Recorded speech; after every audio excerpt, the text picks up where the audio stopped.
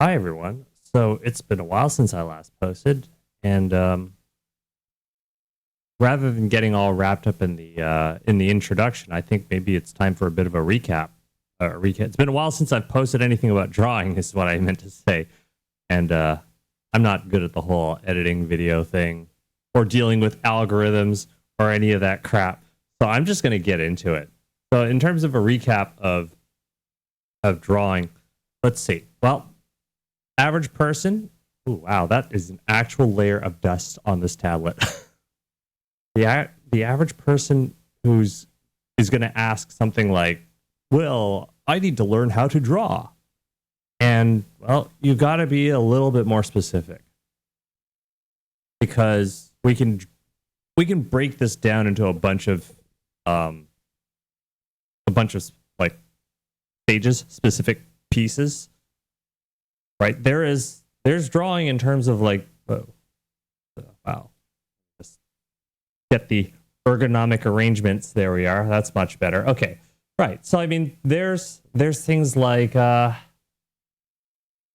being able to draw straight lines, right? Or a circle. Sorry, I say drawing straight lines. I'm drawing a circle, right? There's drawing straight lines with a certain amount of control, getting those lines to go out and hit the edge of the circle and come back, and you're always right. Getting the lines to go where you want, right?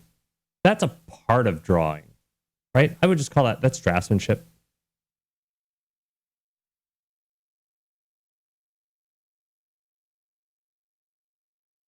right? There's draftsmanship. Then there's that whole thing about having to learn like perspective and anatomy, and they start talking about the fundamentals. Okay, oh, slow down, slow down.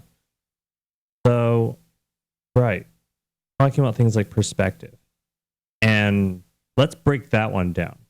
So I'm going to give like maybe the fastest demonstration of what it means to draw in perspective.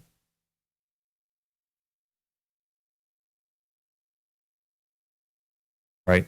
This means being able to draw three-dimensional objects. You're able to construct three-dimensional objects. It's basically it means that you're turning yourself into like a kind of a 3D printer of sorts, right? It means that if I want to draw a hand, I can construct like here. I'm going to construct like this meaty palm of part of my hand. Except I need kind of a block. I need like a block of flesh, a flesh block, and then maybe I need like another flesh chunk here. Right. This is part of the draftsmanship stage, but like we're talking about things like perspective, and I'm just sculpting this thing out. I'm creating it out of. I'm not even explaining how it's happening. I'm trying to explain what the skill, what does it mean to have this power of construction. So it means you can wield form, right? You can wield and create you can materialize and manufacture chunks of illusory substance. Yeah, I'm making it out of boxes. Yeah, I know I'm kind of out of practice. It's been a while since I actually drew anything. But right, you can see like this thing feels like it's got some actual depth to it. And the thing is, I'm analyzing this thing. Like I'm not copying the hand that I'm drawing. Like I'm studying the three-dimensional form of this thing, and I'm recreating an optical illusion of the space that this hand would take up.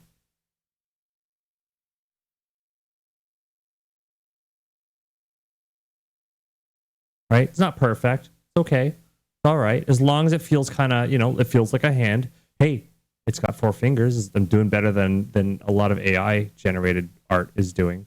Right? So, that's fine. That's all right. So, fine. Proportions are a little wacky. And this is what we're talking about when we talk about proportions, right? What are proportions? Proportions are things like, is this too long? Is that too short? Do things start to feel broken? Is the thing assembled and put together in the way that it should be? Right? And being able to take objects like a cylinder, right? Or, yeah, here. We can take the cylinder and I can start drawing I can start drawing the cylinder, you know, maybe at different angles. Right? It's being able to control this 3D substance, this three-dimensional substance, and make it really feel like it's something that you can grab a hold of, making it feel tangible. Right? So, okay, right. So there's the draftsmanship crap.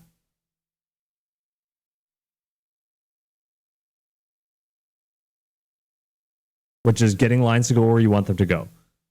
Then there's learning perspective.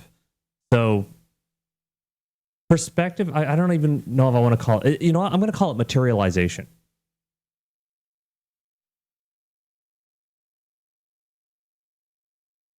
Right? Materialization. It's construction. They call it construction, manufacturing. You know, it's like the 3D printing stuff. I'm just like if I wanted to materialize maybe a head, okay, I'm going to materialize a head just using. I want it to be about that big.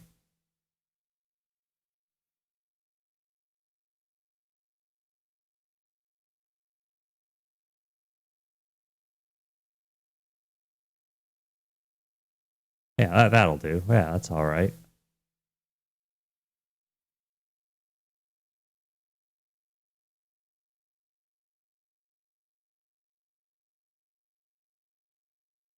Yeah, I'm not even going to get into the nitty gritty of how this actually happens, right? But getting this 3D form out there, and part of this, one of the sub skills of working with materialization is having to deal with this is where the actual learning of perspective comes in. It's when you can look at a flat piece of paper and you can draw into the page rather than on the page.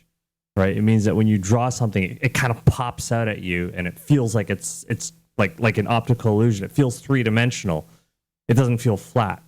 And so I guess, you know, I can call this maybe the illusion as well. So this is like a sub skill of this is you're learning some spatial illusion magic.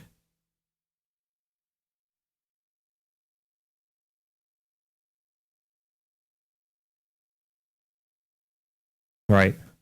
Then there's the other part of materialization is construction. So if I were to draw, let's say, a chain link. Okay, so a chain link, a single chain link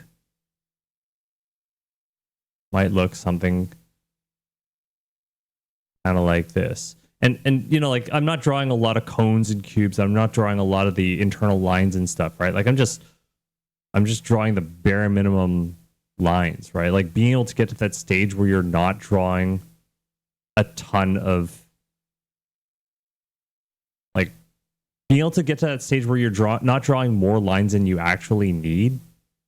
That's another skill. Like getting to that point, pretty hard.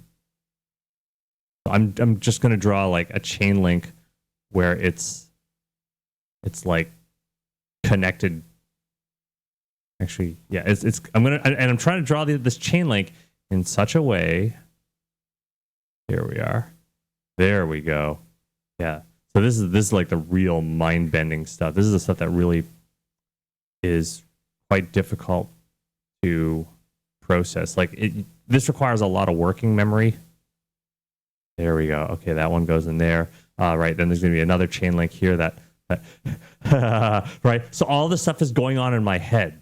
Right. This is like performing arithmetic, you know, and you're performing the addition and the multiplication and the subtraction, and you're doing it in your head, and you're not drawing it on the paper, right? Like this is like the pure mental math, and this is the stuff that you know it comes.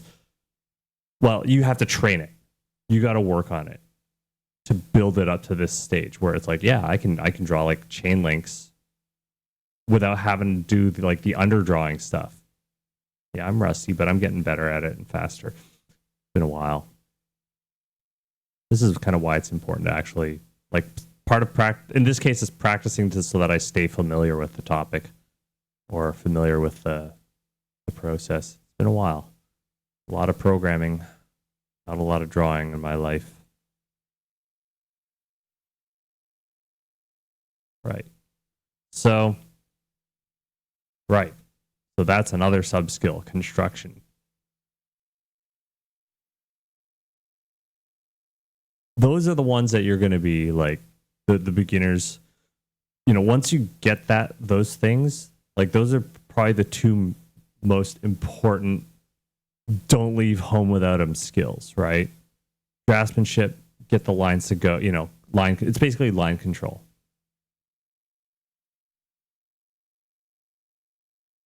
Right. And then the other one is more of a mental, where do the lines go? So this is, I guess I would call this one, you know, the materialization. This is like line concept or even form concept, but I'm going to call it line concept.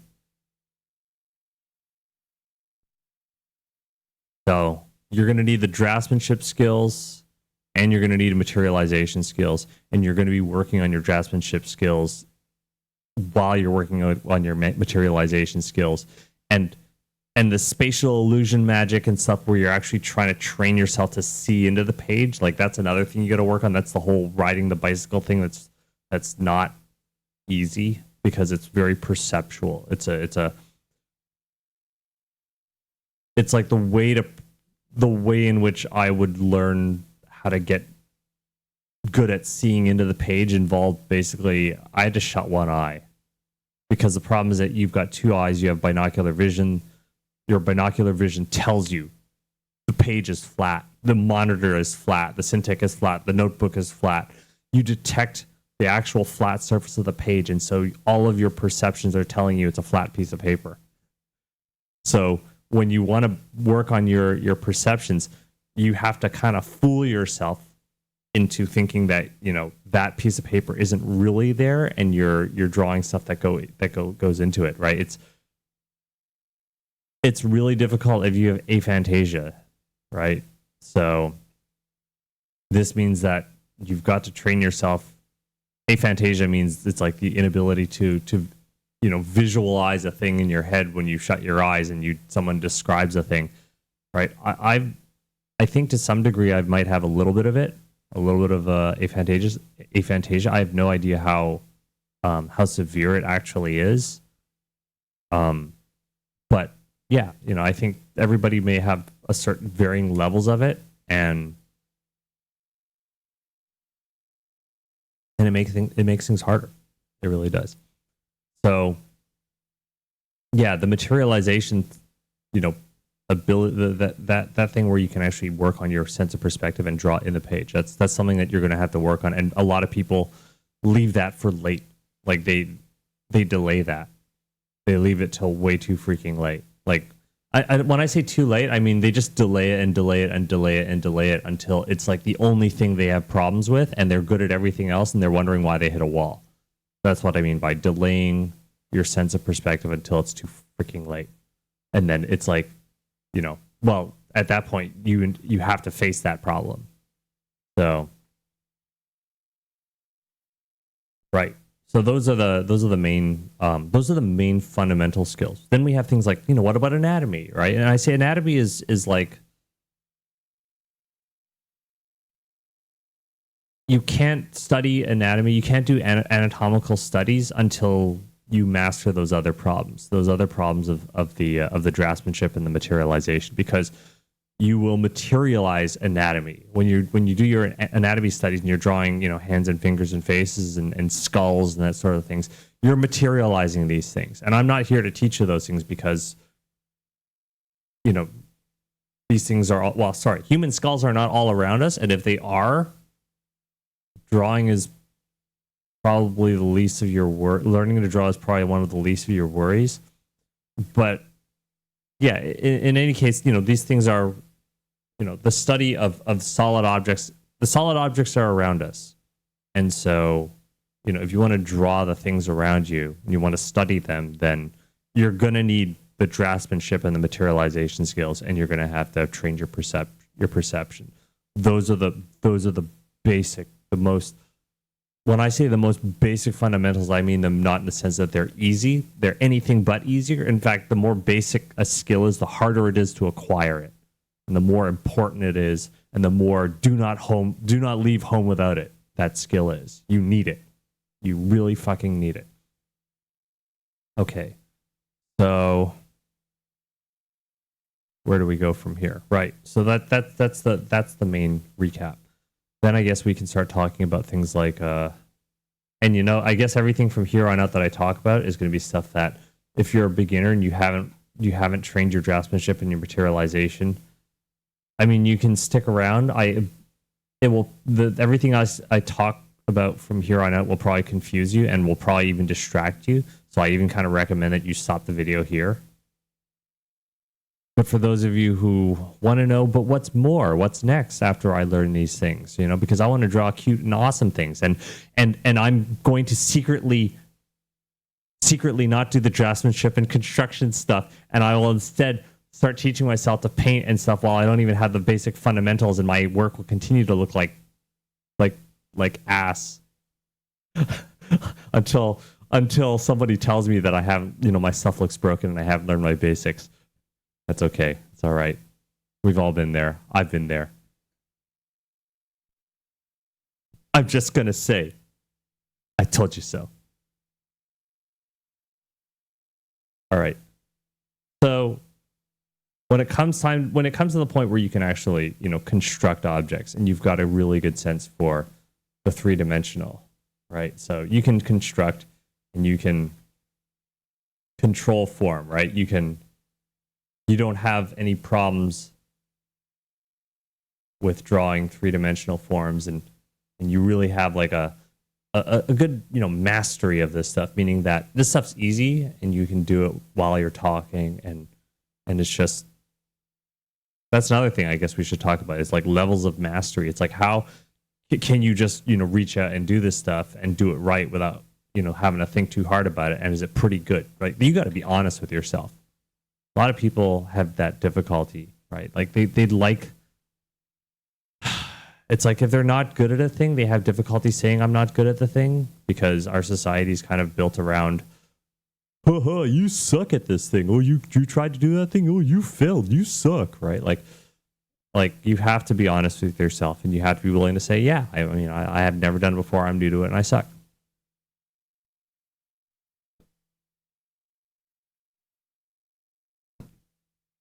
All right, you got to be able to say that you suck at a thing, so that once you admit that, then you can actually say, well, I suck at it, but I'm going to commit myself to becoming actually pretty good at this. I'm going to commit myself to not sucking at it. You'd be surprised all the things you can learn when you do that. You can learn drawing, you can learn beatboxing, you can learn play the piano. I'm sorry there've been so many piano tutorials. It's what I feel like I could do for the piano what I did for drawing. All right. So anyway, getting back to painting. I'm just going to draw like an arc donut segment. So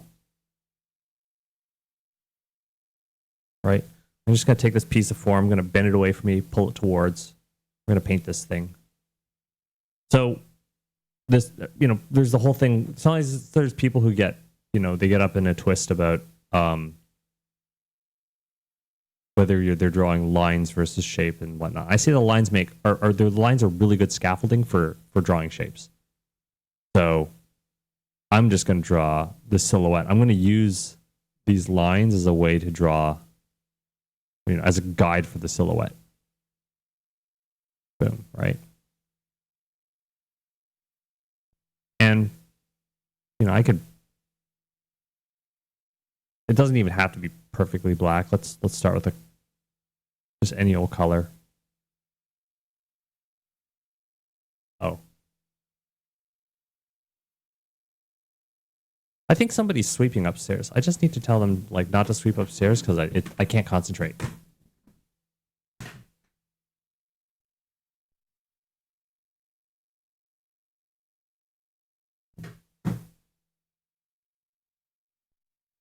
All right. All right, here we go. Yeah, so now that I've drawn that silhouette, well, I said that things are about illusions, right? So let's make that look like a cut end. And I want that to be a little darker. I don't know why. It just feels like it should be darker. Let's do the other one.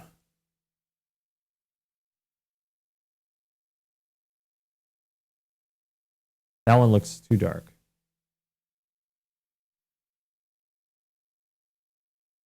Look at these two sides. That one feels about right now. And I feel like I can maybe make some adjustments to this.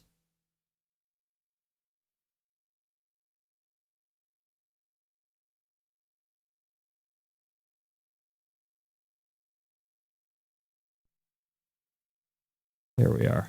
I'm trying to 3D model this thing out.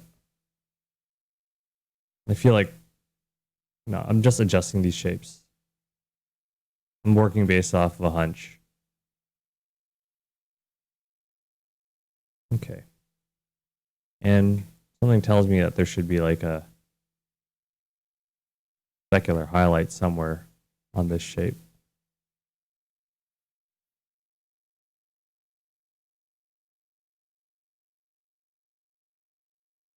All right. Sorry, autosave kicked in. I feel like this part here should be a little darker.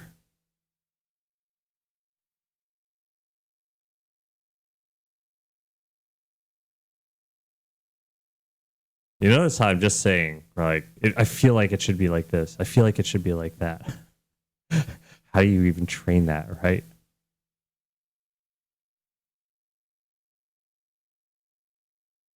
Because, when people say, they want to learn how to draw, it's not just learn how to draw, it's learn how to draw really well or learn how to paint really well. And it means literally getting things to the level where you can kind of just tell by your hunches whether something's, right or wrong.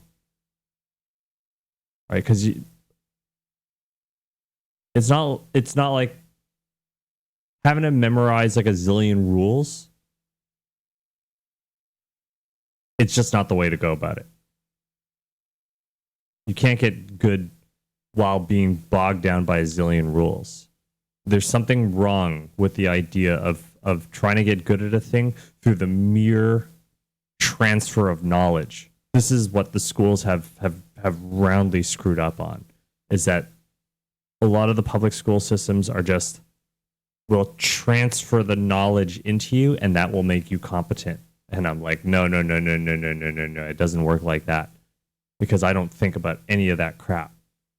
And I don't think anyone who's competent thinks about all of those things. Like, the knowledge is kind of good to know, why a thing, it can help you during the acquisition phases of the skill. But that stuff eventually goes away.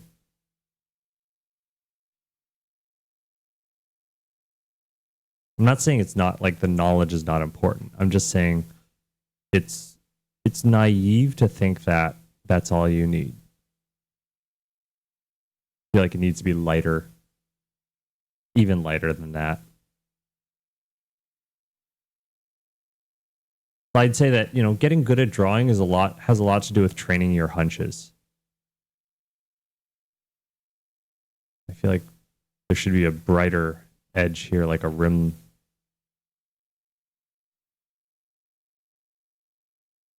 Yeah.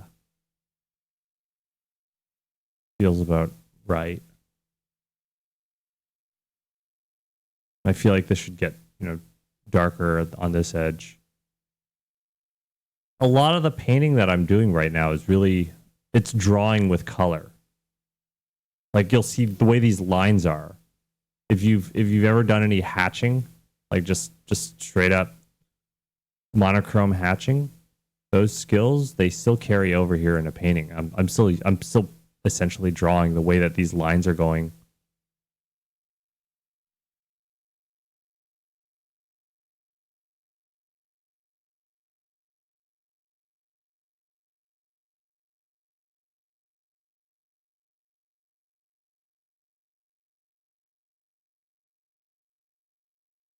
I might have put too much, right? So that's another thing, is that there's this kind of an adjustment that I'm doing. It's like, that big dark shape is too dark. I need to lighten it up a bit. Which color am I going to use? I don't know. I'll use a lighter color. I don't know how light.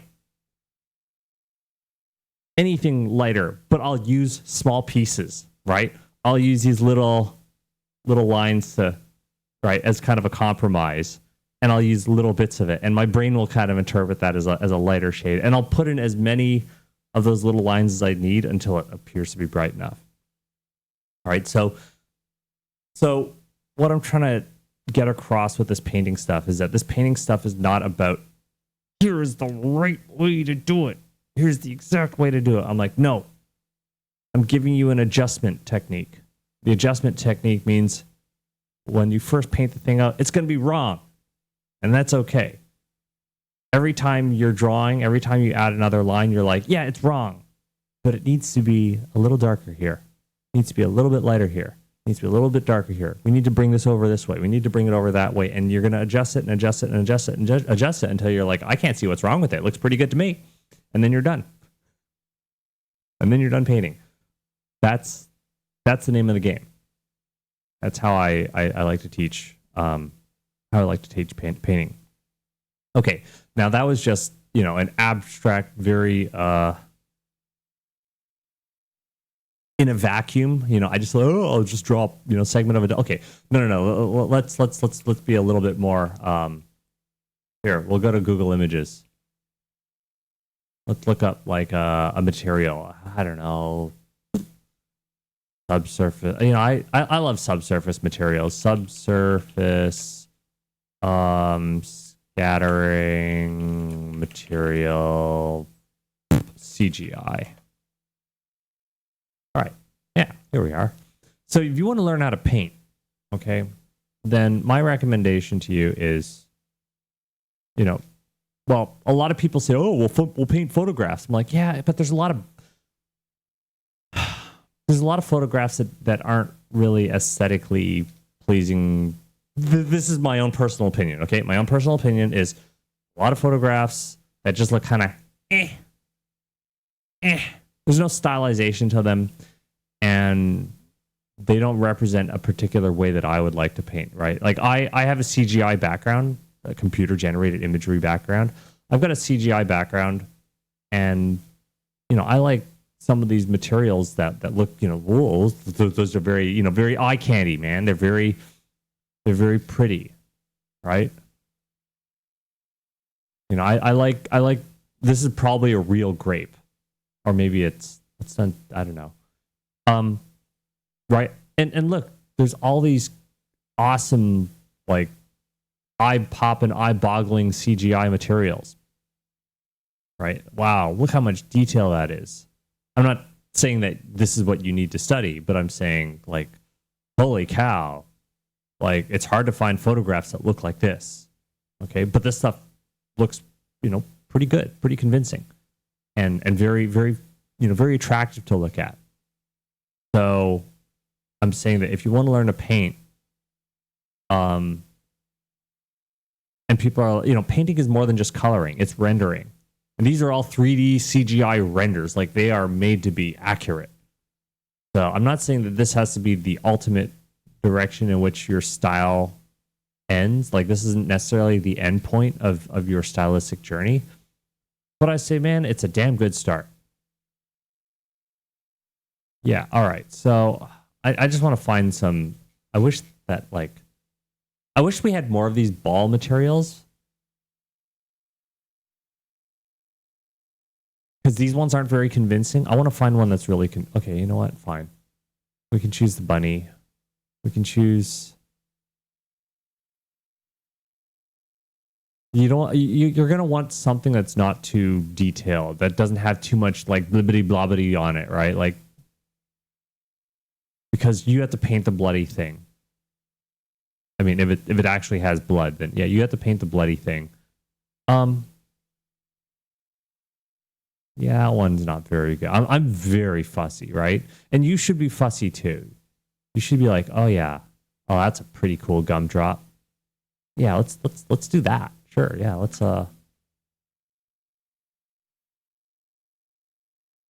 study this thing, right? I mean, the thing about the CGI stuff is they use the you know, the humans taught the computers how to render. Well, we're going to use the computers to teach the people how to render. We're going to just reverse engineer that. All right. Here we go. Here we go. Here we go.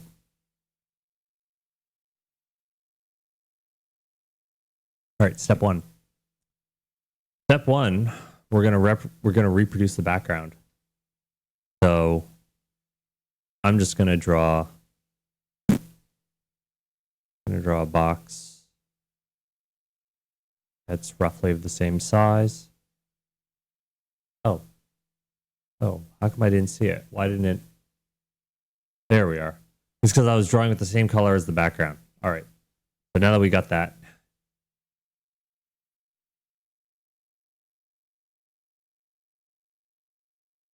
no, it needs to be darker.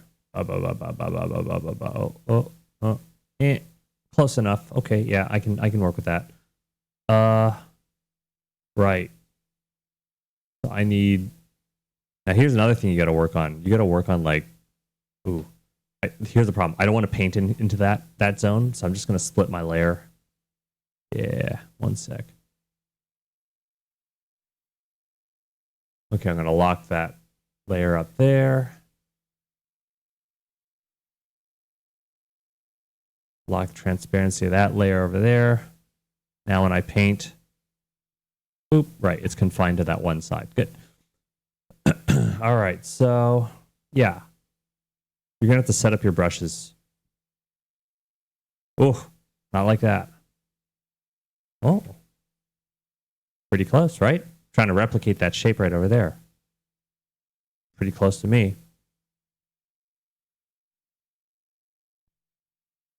Right, I've got my airbrushes all tuned up.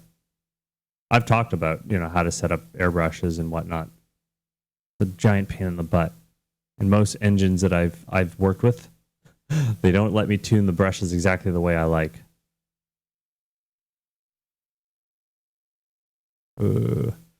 Okay, so I'm gonna have a difficulty making this shape because that is a sharp shadow, and we can see that shadow is getting fluffy, very fluffy towards the edges. So, yeah. Okay, well, I got an idea. I'm just gonna go in with a hard shape. I'm just gonna go. Oh, hang on. Yeah. Okay. So I'm just gonna like slice it in there, and I'm gonna slice a little bit less than I need. I'll go in there with another airbrush, and then I'll fluffy that edge until I'm satisfied. So, but everything else here looks pretty much. I perceive it as being just black. I'm satisfied. I'm satisfied with that. Okay. So we'll get with the big fluffy airbrush here.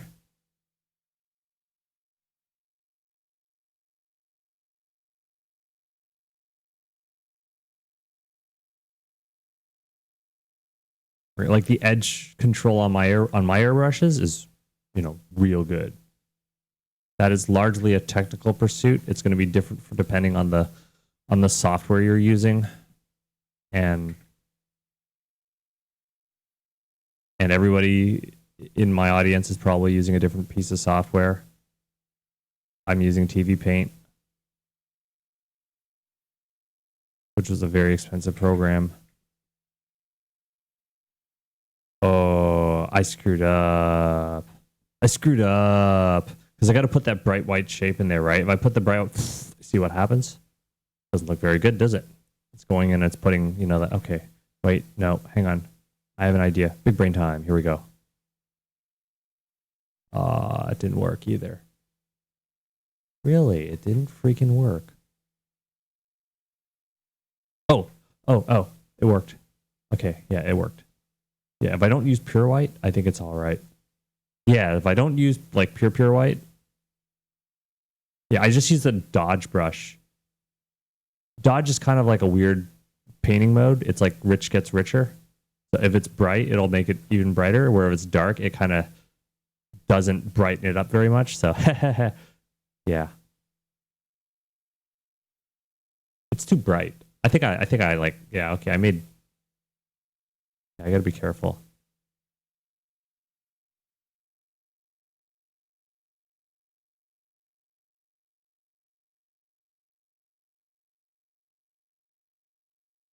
And there's something kind of pinkish about this whole deal.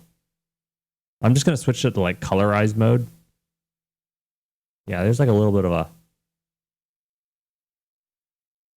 pinkiness to it. I'm just, tinting. That'll do. Okay, I'm satisfied with that. All right, next. And all this is being done on like one layer, with the exception of my reference, which is on another layer behind. So yeah, okay, great. Let's proceed. Okay, so I got to be in regular mode. Right. So this is pretty much doable with just a... You know what? I said I was going to do it on one layer. Screw it. Let's just... There's no, like, no one will know or care if you did it in more than one layer. And we can just keep that secret between you and I. Putting it on YouTube. It is now it's going to be public knowledge that I cheated. All right. I'm a filthy, stinking cheater. Here we go. I'm painting on another layer. So I'm just like, I'm making like little measurements. I'm like, oh, here in the middle, it's like that far away. So I just kind of slice, in fact, I could probably just go in there with which is like a little brush like this. So I don't have to use that slicey shape. And I can just say, all right, here, let's turn off the brush pressure and just go boink. And I feel like it's kind of going on there. So boink, right? So this is how I'm doing it. So I'm just doing it in little boink, boink, boink. Kind of like that, right? Boink. Oh, look at that shape. That shape's like right over that. That's about there, right? So I'm just making like little, very small, like crucial measurements, and then maybe somewhere.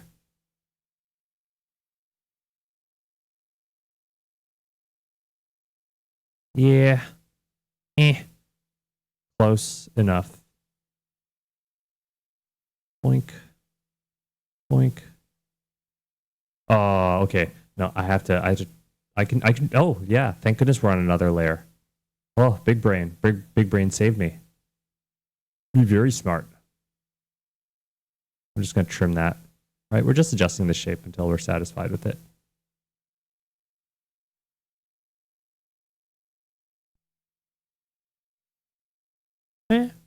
Close enough. Blah blah blah blah blah blah blah blah blah blah blah blah blah blah blah blah blah blah. Ah, you know what? That's taking too long. I'm just gonna go with the lasso tool. Yeah, the automatopia is not actually a vital part of the drawing. I just like doing it.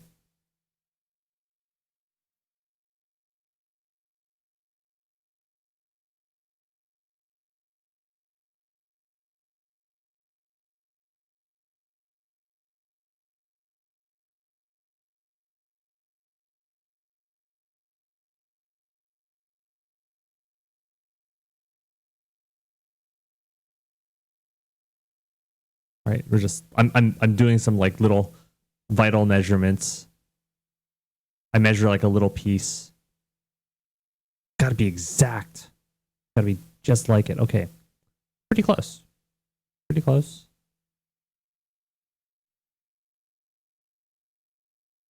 It's not as smooth. It's not perfect. I'm very angry. All right, I'll get it.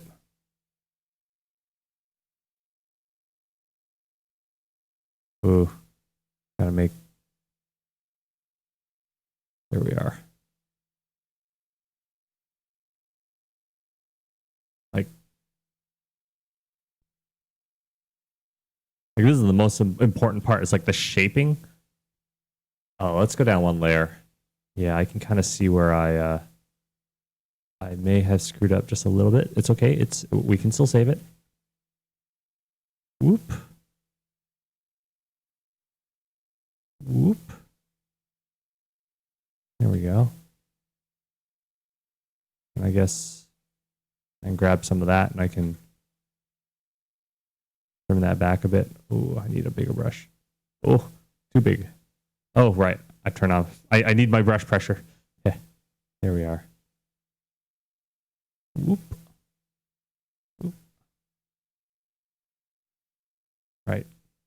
I mean, when the shape is like really close, a really close match, it starts to feel much more convincing. Like, people don't like to deal with the shape. I don't like to deal with the shape because it's like, this is where you got to be really precise. Okay. All right. You know what? I guess that's pretty good. Okay. Then I'm going to throw in another layer. Yeah. I'm going to get our fluffy brush. We'll grab that same color that's going on over here. And we'll use that to, oh, I got to be on, okay, here we are. Right. We're just going to do a little bit of post-process blur.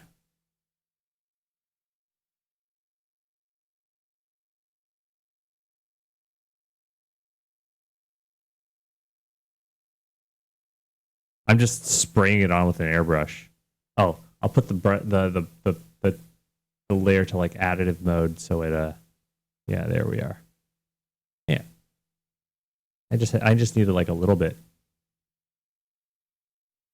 A little bit of that fluffy.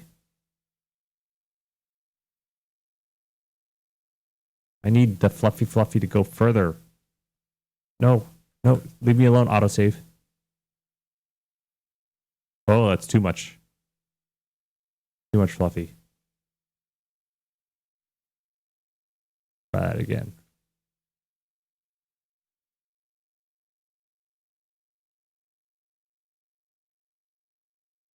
Maybe it's too bright.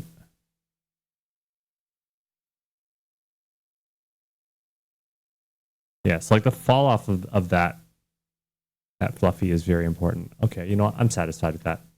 That'll do. Okay. All right. So let's see what colors we've got. We've got a bunch of really bright white speckle. We have some of the background which is reflecting. We have a little bit of some kind of whitish,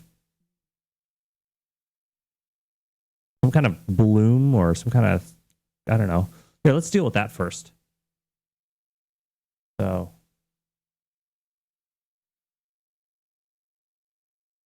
this is kind of a whitish haze.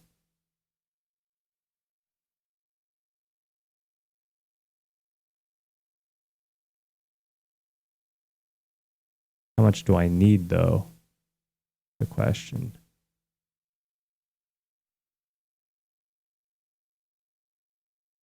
Like, how far over does it need to spread?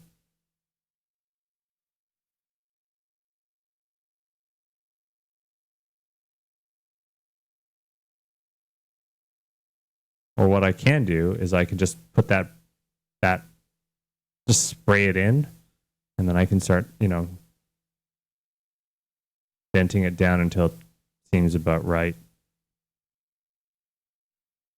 Right? So like my process is one in which it's adjustment. There's none of this being perfect. I put it down, I'm like, it needs to be more of this, it needs to be more of that.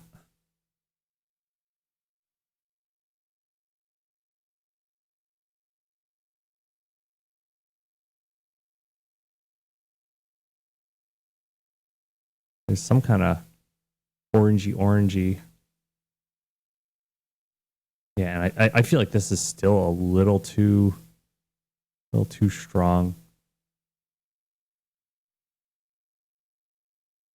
Okay.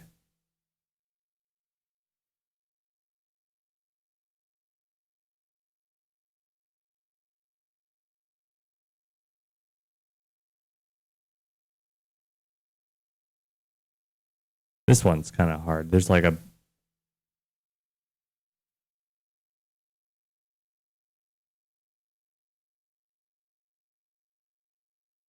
there we are. Okay, and then I gotta dent that back. It's not great. It's closer. I know I'm still working with the soft stuff, right?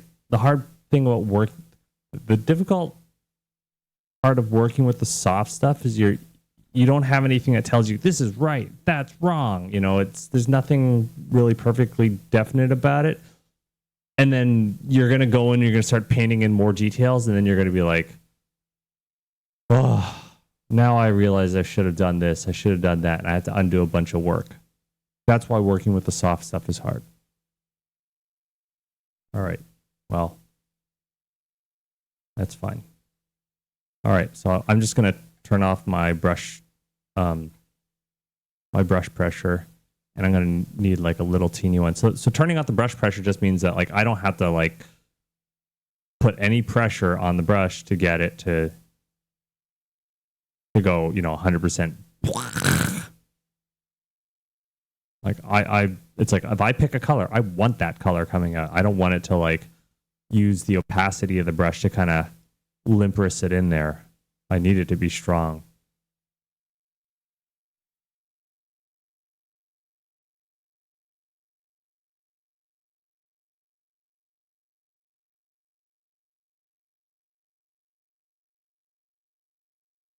I notice that there's kind of a void. There's like a void here, and then this is too bright. I gotta bring it back.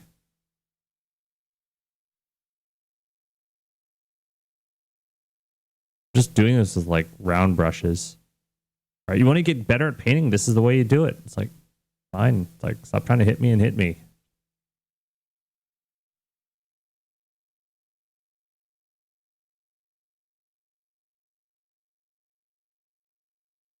Oops. A very direct method because you're using reference that you carefully pick. You like what you're seeing. You don't just use like just random photographs. This is the background that's been reflected, by the way. All right, we're drawing that reflection. And I have to, continually go dimmer and dimmer.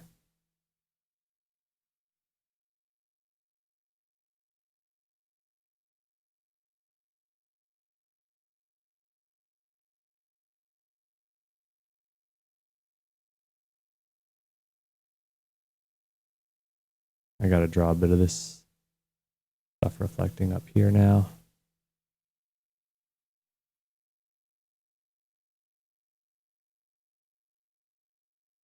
It feels about right. And then this part here feels like it's a little bit more grayish, but maybe. Yeah, more like that. Okay.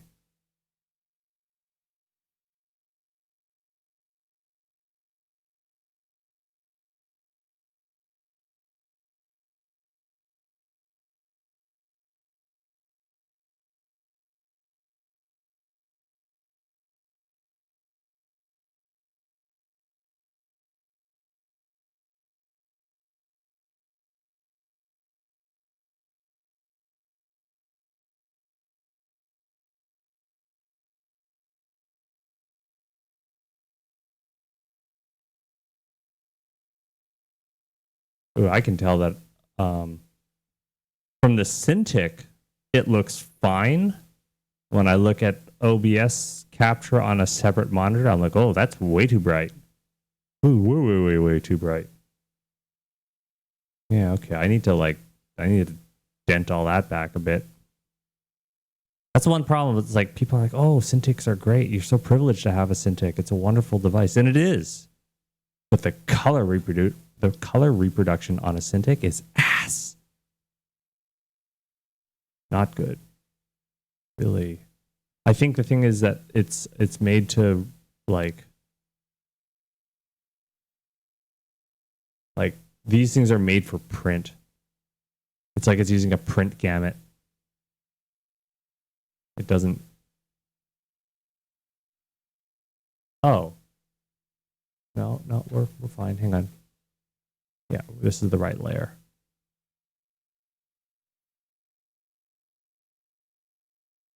No, I can't use.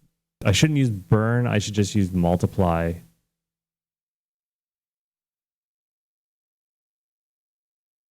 And I got to use I got to be pretty. We'll use the brush pressure to kind of regulate how much of that knockback we're doing. So right now I'm actually staring at OBS right now, and I'm using it to knock things back. Then I can use this to, just put that to regular paint mode. And knock that reflection on the back. Knock it back. Oh, I knocked it back too far.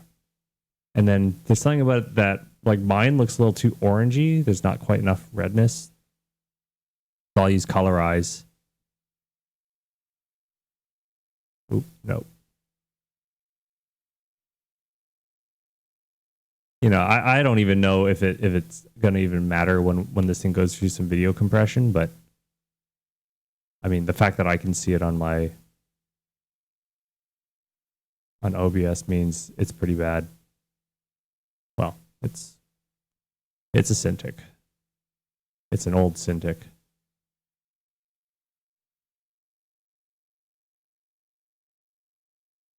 Oh, am I in the wrong paint mode? I am in the wrong paint mode, that's why. Okay, I need to reshape some of this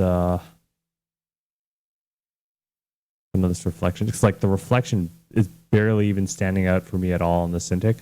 So now I'm actually looking on, like, not even at my Cintiq. I'm looking at another monitor to judge colors and fix this thing up to remedy the situation, because I can see that some of those color shapes they ain't there. So no, painting's not some exact science. It's a very variable science. It's a very adjusty type science. It's not a science.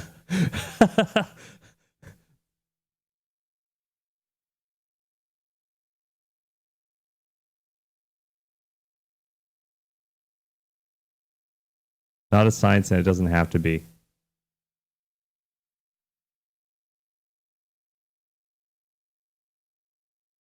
And I feel like, okay, it's time that I stop staring at the reference and start actually, like, you know, looking at just my own painting and then seeing, okay, so, you know, what things do I need to do to my painting to make it, you know, up to snuff. This is the problem with like painting from reference, is that when you paint from reference, you just wind up, your brain my brain likes to save energy.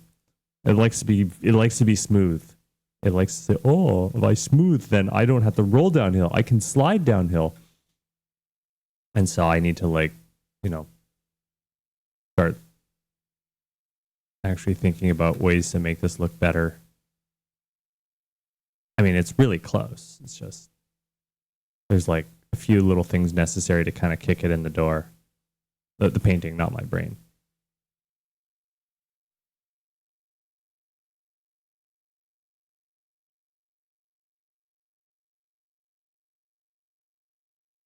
Yeah. All right, sure. That's pretty good.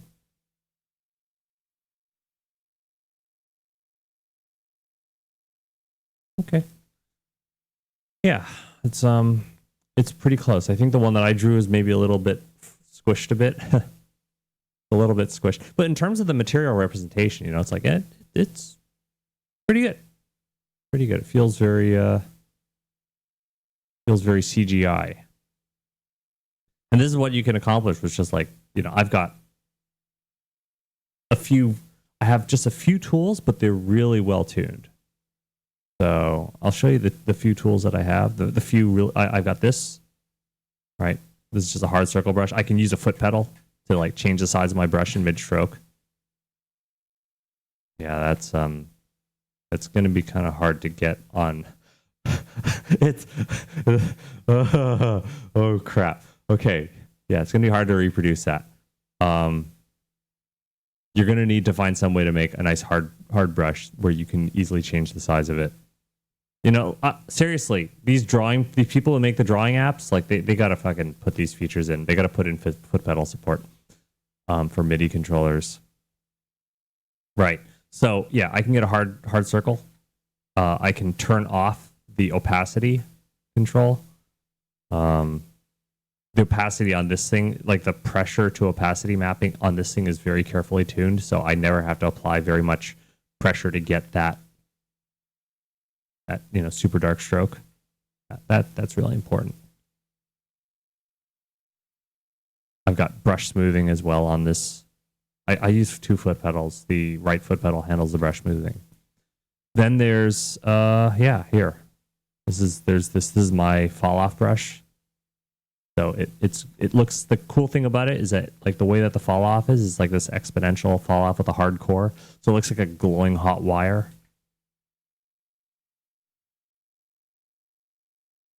Really good for like any kind of shadows. All this like spraying stuff, a lot of that I use. This brush is like bread and butter, man. Gets most of the stuff done.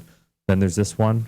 So this one is kind of like the same thing, but it doesn't have that same hot wire in the middle of it. And it's maybe here, I'll draw the 2 side by side so you get the sense.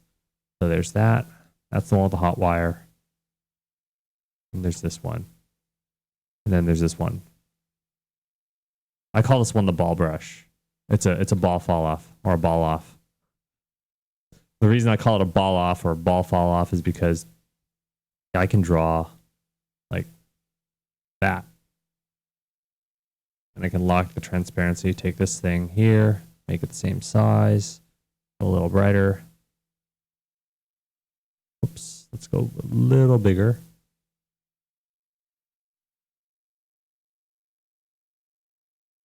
Right? Good for literally for spraying, like for creating, ball shapes. If I started with like a pure black, I think it would look even better.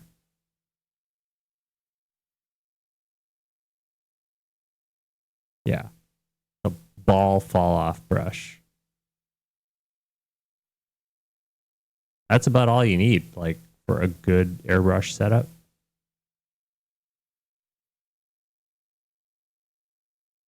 Oh, here, let's be fancy. Let's use additive painting mode. Paint in a blue highlight and maybe a green highlight.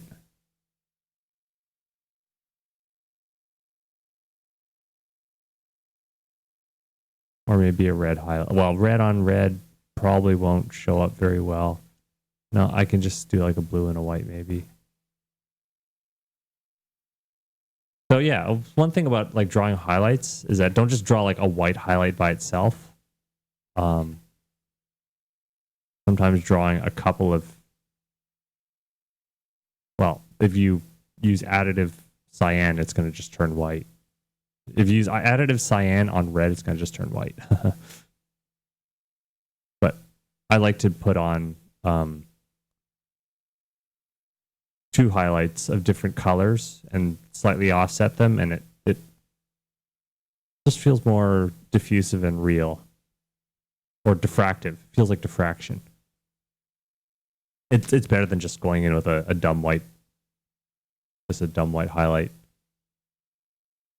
Yeah, and then that same hot wire, I can use it for some other stuff. I can use it. Right, I can use it for like rim light. Really handy, really, really handy. So yeah, that's pretty much everything. Hi guys, I'm back. Where's the record button? I can't find it. Oh, there it is. Oh, sorry, I can't find my mouse cursor to stop recording here.